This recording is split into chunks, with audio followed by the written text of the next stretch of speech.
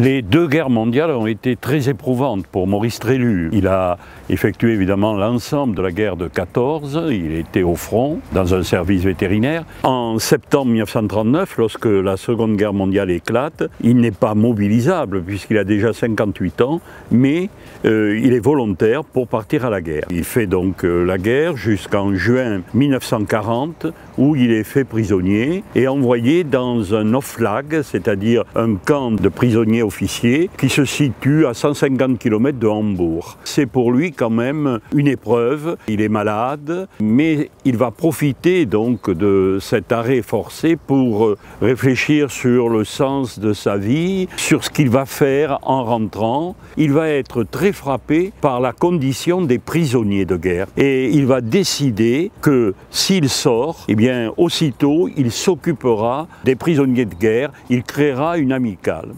Et c'est ce qu'il va faire, puisqu'il est libéré en juin 1941, et aussitôt, il décide d'aller sur Lyon pour rencontrer l'archevêque de Lyon, qui est Monseigneur Gerlier, l'ancien évêque de Tarbes et Lourdes, qu'il connaît bien. Il veut lui demander de lui faciliter une audience à Vichy auprès du garde des Sceaux Barthélemy, et Barthélemy promet de l'aider à créer une amicale des anciens prisonniers de guerre. Trélu veut s'occuper à la fois des prisonniers de guerre, les aider, leur faire envoyer des colis, des vivres, mais aussi des évadés.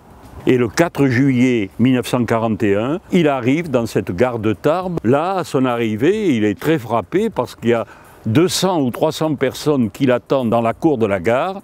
Donc il est très ému. Et parmi les gens qui l'accueillent, il y a un certain Adrien Lalanne qui est le responsable de la Légion des combattants dans les Hautes-Pyrénées. Et Lalanne, en quelque sorte, lui tend un piège. Il sait que Maurice Trélu est très proche des anciens combattants. Ça fait 1 an qu'il n'était plus dans le pays, donc il ne sait pas comment la Légion des combattants s'est radicalisée pour être au service vraiment du maréchal Pétain et des occupants. Et donc, Trélu est ému par le discours de Lalanne et il prononce cette phrase qu'il regrettera certainement « Je suis des vôtres ». Je suis des vôtres, ça veut dire je suis avec les anciens combattants. Mais Lalanne le prend comme s'il avait dit je suis avec la Légion. Bon, sur le moment, on ne s'en rend pas trop compte, mais c'est un peu fâcheux.